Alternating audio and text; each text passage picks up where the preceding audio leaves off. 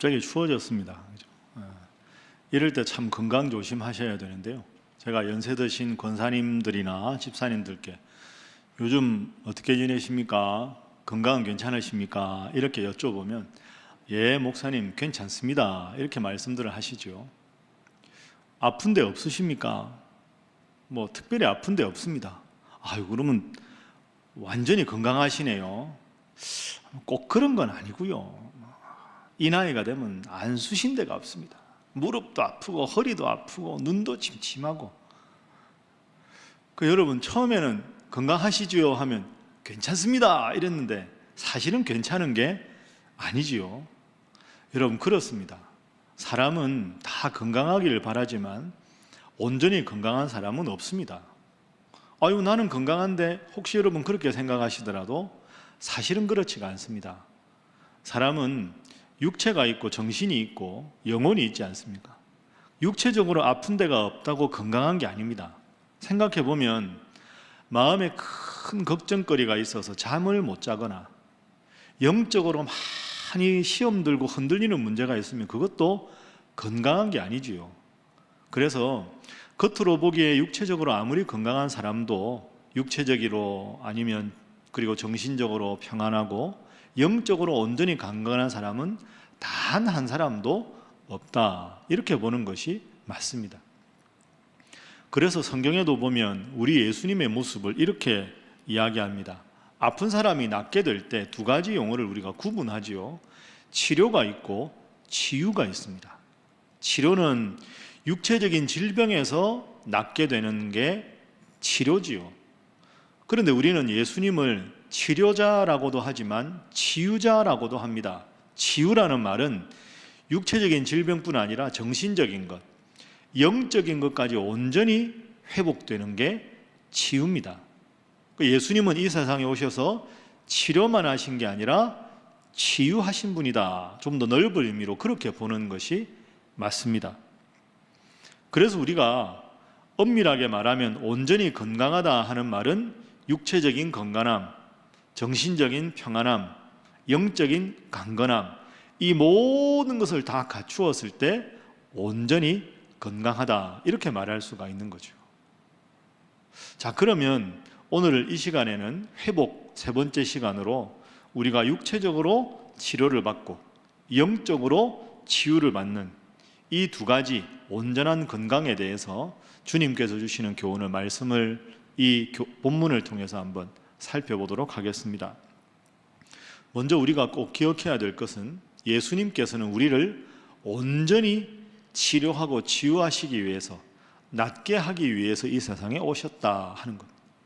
그러니까 우리가 지금 영적으로나 정신적으로나 육체적으로 허약하면 주님께 기도해야 될 이유가 바로 여기에 있는 겁니다. 우리를 낫게 하기 위해서 예수님께서 오신 분이라 하는 거죠.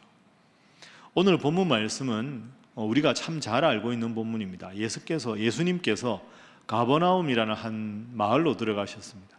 그런데 예수님께서 워낙 능력이 있다는 소문이 많이 나서 예수님께서 말씀을 전하는 그 집에 너무 많은 사람이 빽빽하게 모여들었습니다.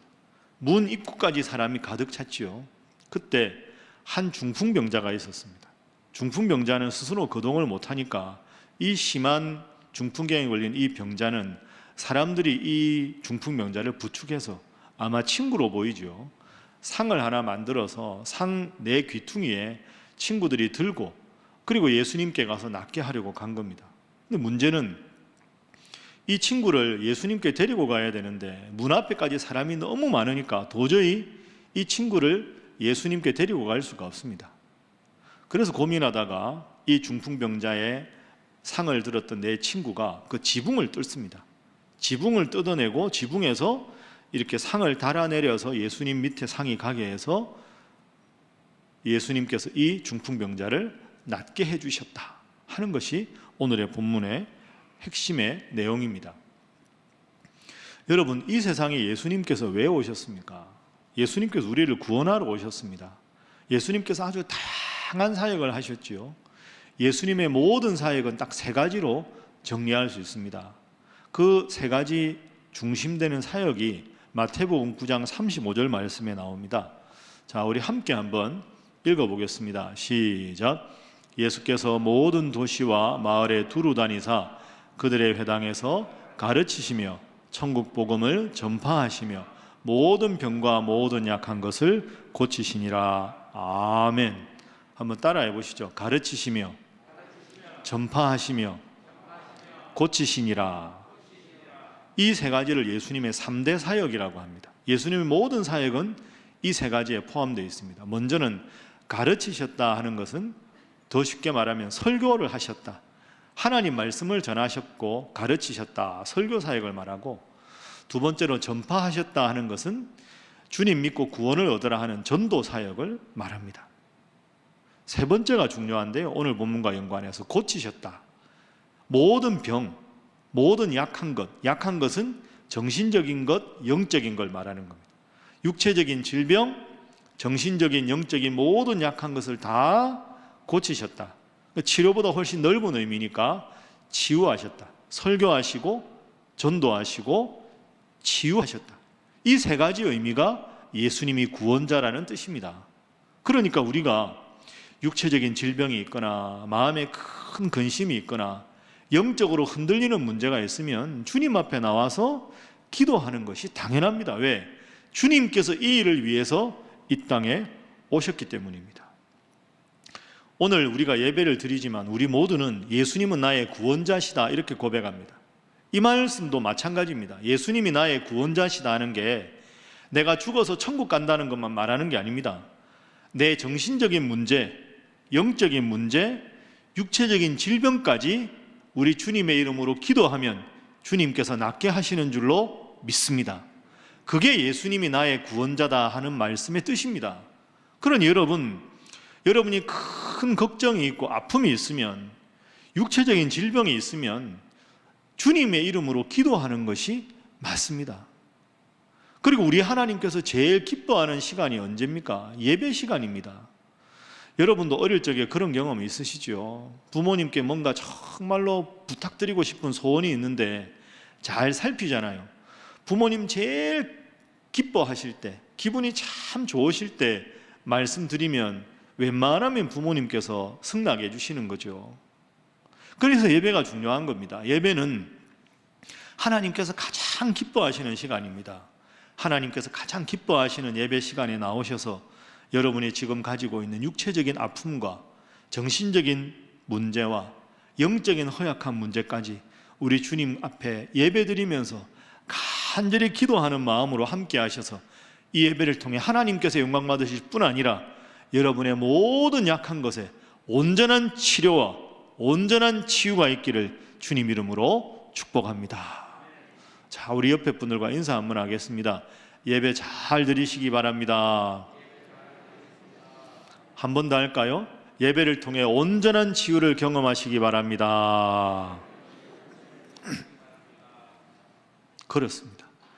예배를 드리면서 인생의 문제가 해결되고 내가 어떻게 해야 될지 모르는 문제가 말씀을 들으면서 해결되고 응답받고 내 몸이 나음을 입고 그런 경험이 있어야 우리가 이 예배가 정말로 감격 속에 드리는 예배가 될 수가 있는 거죠. 오늘 중풍병자가 나음받은 것과 같은 그런 역사입니다. 두 번째로 오늘 본문 말씀을 자세히 읽어보면 치유의 동역자가 있습니다. 이 중풍병자가 낫게 된 데는 멋진 4명의 친구가 있었습니다. 엄밀하게 말하면 이 4명의 친구 때문에 이 중풍병자가 낫게 되었다 이렇게 말해도 과언이 아닙니다. 이 4명의 친구가 참 멋진 친구인데요, 2가지 점에서 그렇습니다. 이 2가지 점을 여러분 오늘 꼭 기억하십시오. 한번 따라해 볼까요? 간절한 믿음, 사랑의 마음. 이 2가지가 친구들에게 있었습니다. 주님에 대한 간절한 믿음과 친구를 향한 사랑의 마음, 이 2가지를 보시고 예수님께서 이 중풍병자를 낫게 하셨습니다. 먼저 간절한 믿음 한번 생각해 보죠. 자, 오늘 본문 말씀 제가 말씀드린 대로 사람들이 너무 많아서 도저히 예수님 앞에 중풍병자를 데리고 갈 수가 없었습니다. 여러분 같으면 어떻게 하셨을까요? 중풍병자를 데리고 왔는데, 친구인데 너무 사람이 많아서 도저히 예수님께 이 친구를 배일 수가 없다. 그러면 어떤 게 상식적인 반응일까요? 병자인 친구에게 친구야 미안하다 이런 마음으로 오늘 너무 사람이 많아서 도저히 안 될 것 같으니 좀 더 다음 기회를 보자. 다음에 좀 사람이 적을 때 아니면 미리 와서 예수님께서 낫게 해주시기를 바라는 마음으로 오늘은 돌아가자. 이게 더 상식적인 반응이 아닐까요? 그런데 4명의 친구는 그렇게 하지 않았습니다. 어떤 행동을 했느냐? 자, 4절 말씀을 한번 보십시오. 화면 보시면 무리들 때문에 예수께 데려갈 수 없으므로 너무 많아서 그 계신 곳에 지붕을 뜯어 구멍을 내고 중풍병자가 누운 상을 달아내렸다. 여러분 같으면 이렇게 하셨을까요? 지붕을 뚫고 구멍을 내고 상을 예수님 계신 쪽으로 달아내렸다. 물론 그 당시 이스라엘 서민이 사는 집은 우리나라 지붕하고 좀 다릅니다. 콘크리트나 벽돌이나 이런 게 있을 때가 아니죠. 그 당시 지붕은 이렇게 사각형인데요. 들보하고 기둥을 이렇게 얽어 놓고 거기다가 나무 잔가지 같은 거 놓고 우리로 말하면 집 같은 거 집어 놓고 그리고 외벽은 진흙으로 이렇게 발랐습니다. 그러니까 사실 마음만 먹으면 장정들이 지붕을 뜯어내는 건 그렇게 어려운 일이 아닙니다. 근데 지붕을 뜯어내면 제가 보기에 그 다음이 문제입니다. 그 엄청난 흙먼지가 진흙이 아래로 우수수 떨어지지 않겠습니까? 그럼 그 누가 다 맞았을까요? 예수님과 예수님 주위에 있는 사람들에게 옷에 막 흙먼지가 막 위로부터 떨어지지 않았겠습니까? 구멍을 내고 큰 구멍이겠죠. 상을 달아내려야 되니까. 그리고는 그 큰 구멍에 상을 달아내렸습니다. 사람들이 얼마나 지붕을 보고 그 사람들 보고 짜증을 냈을까요? 불평했을까요? 그런 의미에서 보면 이 4명의 친구의 이 행동은 대단한 행동입니다. 여러분 오해하지 마십시오. 까짓것 지붕 밑에 있는 사람들 흙먼지 뒤집어서도 되지, 그런 무례함이 아닙니다. 그런 무례함이 아니라 이 4명의 친구의 중요한 건 내 사랑하는 중풍병에 걸린 친구가 나을 수 있는 유일한 길은 예수님께 데리고 가는 것이다. 예수님만이 이 친구를 온전하게 고칠 수 있다 하는 믿음이었습니다. 그 간절한 믿음, 그 분명한 믿음 때문에 지붕을 뜯어서라도 주님 앞에 데리고 가면 주님은 반드시 중풍병자를 낫게 하시리라는 그 분명한 믿음, 그 믿음 때문에 그런 행동을 할 수가 있었던 것이죠. 자, 그 다음 구절에 그 근거가 나옵니다. 5절 말씀 한번 화면 보십시오. 자, 함께 한번 읽어볼까요? 시작. 예수께서 그들의 믿음을 보시고 중풍병자에게 이르시되 작은 자야 내 죄의 사함을 받았느니라 하시니 아멘. 주어가 중요합니다. 따라하시죠. 그들의 믿음을 보시고. 그의 믿음이 아닙니다. 그죠? 그의 믿음이라면 중풍병자의 믿음일 수 있지만 그들의 믿음은 중풍병자와 그를 상을 내린 친구들의 믿음을 포함한 겁니다.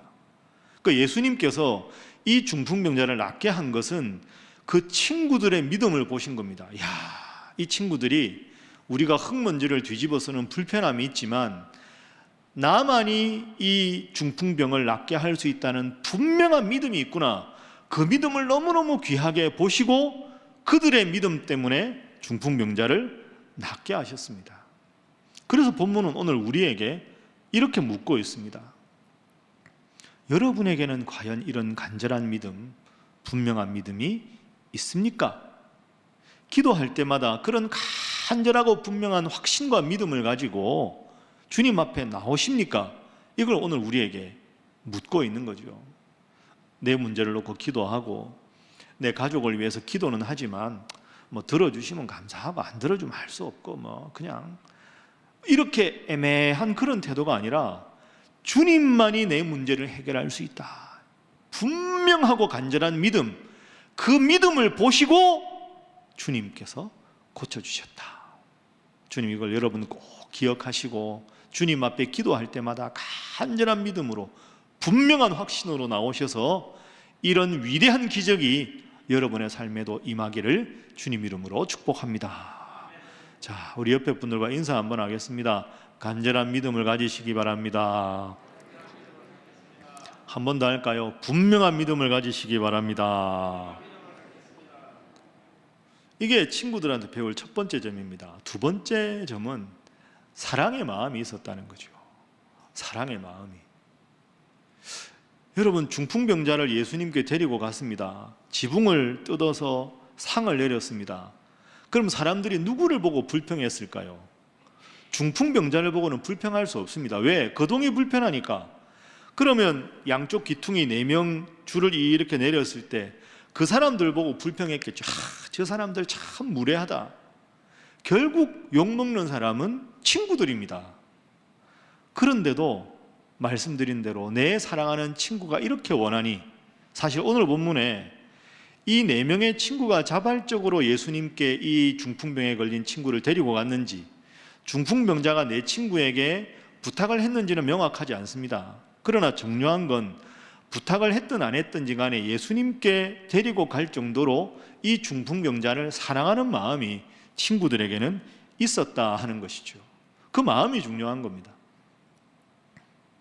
앞서 제가 우리 예수님의 3가지 사역 말씀드렸죠. 가르치시고 전파하시고 고치셨다. 그게 마태복음 9장 35절에 나오는데, 이 3가지 사역을 가능하게 된 예수님의 기본적인 마음, 태도를 아는 게 중요합니다. 9장 36절 말씀을 화면으로 한번 보십시오. 자, 함께 한번 읽어볼까요? 시작.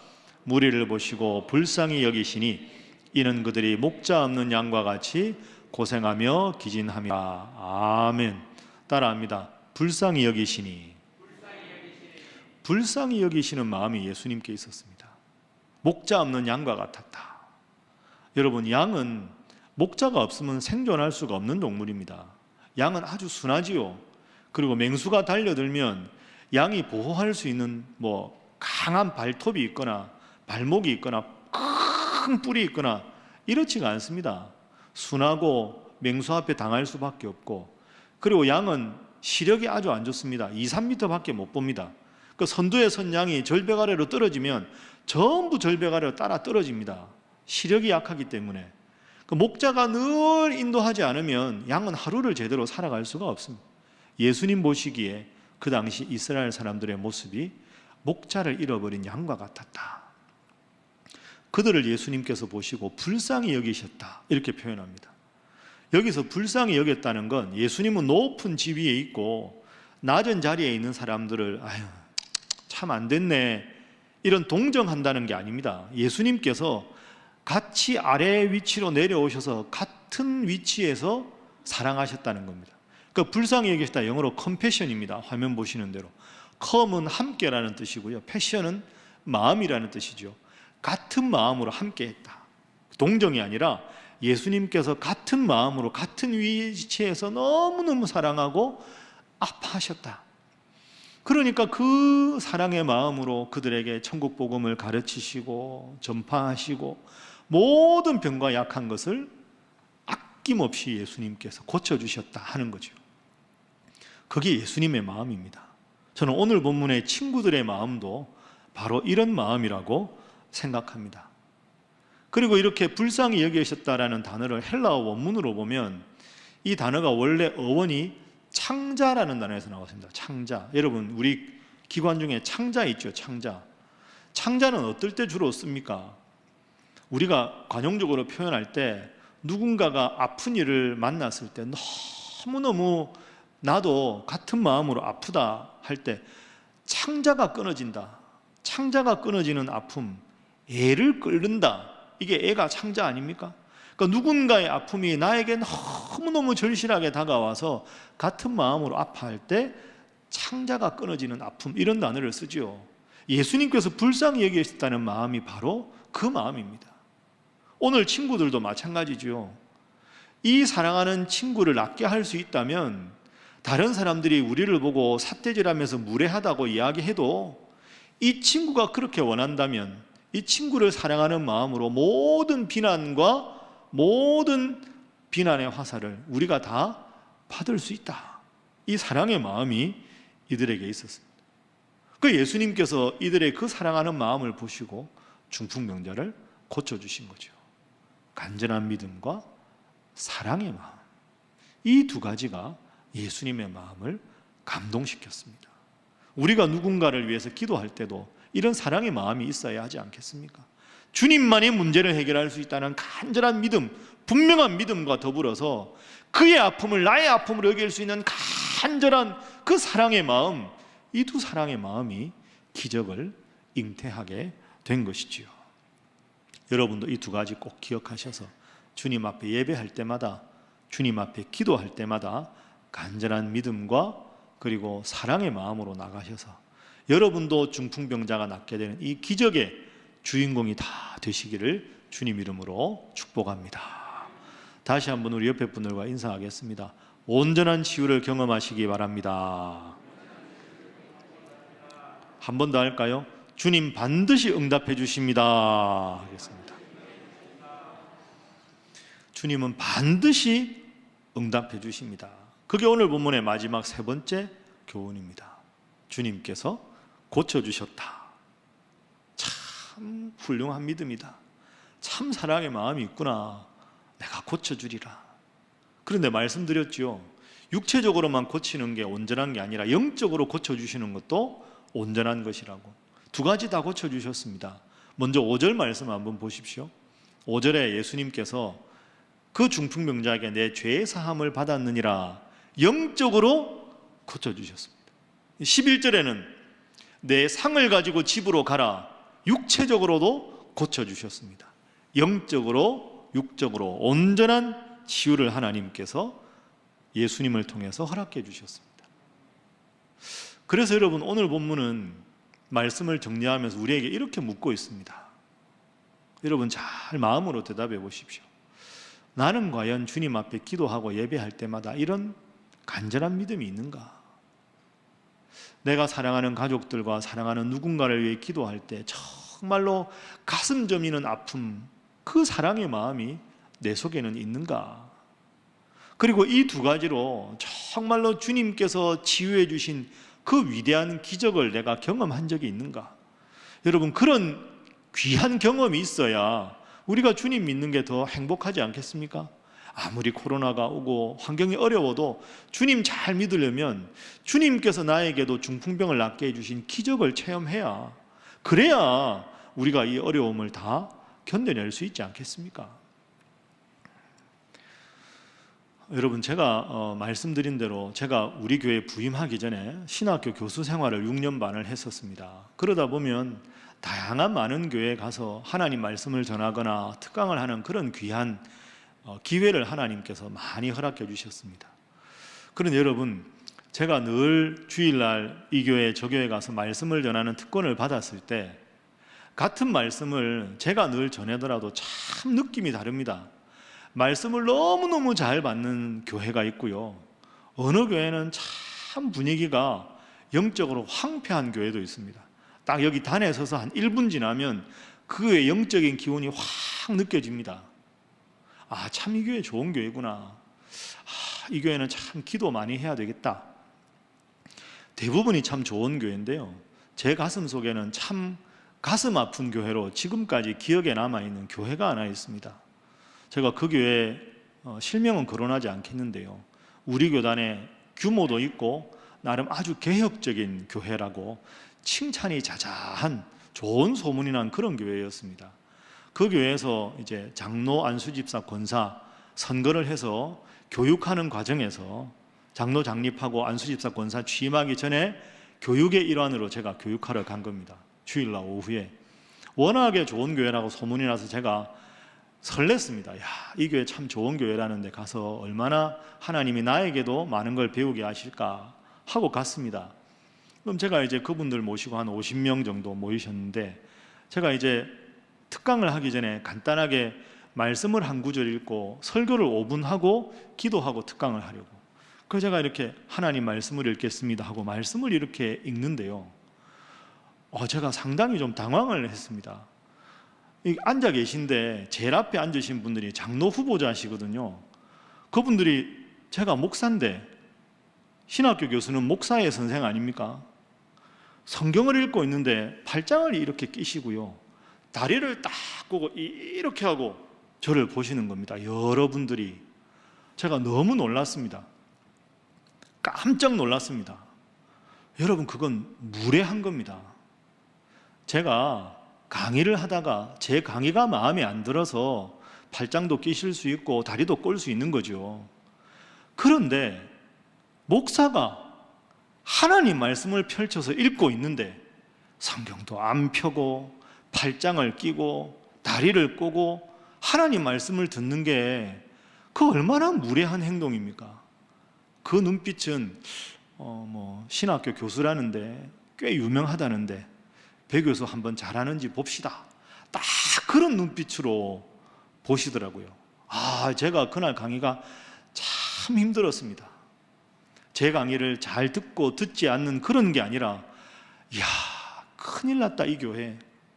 하나님 말씀을 읽는 자리에서 저렇게 오만불손한 모습으로 말씀을 읽는 걸 듣는다면 저런 분들이 교회 중직자가 되어서 하나님 앞에 저 자세로 예배를 드리고 성도들 위해 군림하려 하면서 성도들을 섬기지 않는다면 이렇게 좋은 소문이 난 교회가 얼마나 하나님 보시기에 꾸중을 받을까, 그런 마음이 큰에 들었습니다.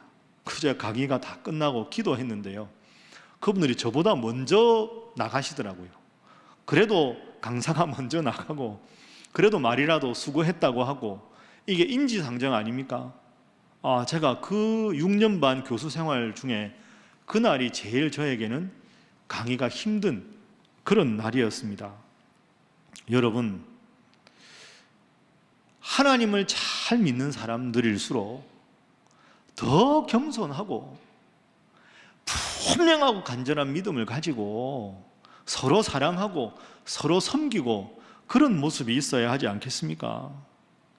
개혁은 겉멋만 들어서 하는 게 개혁이 아닙니다.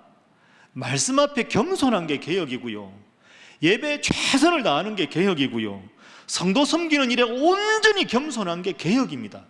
거기서부터 정말로 하나님 원하시는 개혁된 교회가 나오는 것이지, 직분을 중직자가 되고 사회 경험이 많다고 해서 그 경험으로 교회의 모든 일을 재단하고 평가하는 것, 그건 사실은 겉문 만든 개혁이지요.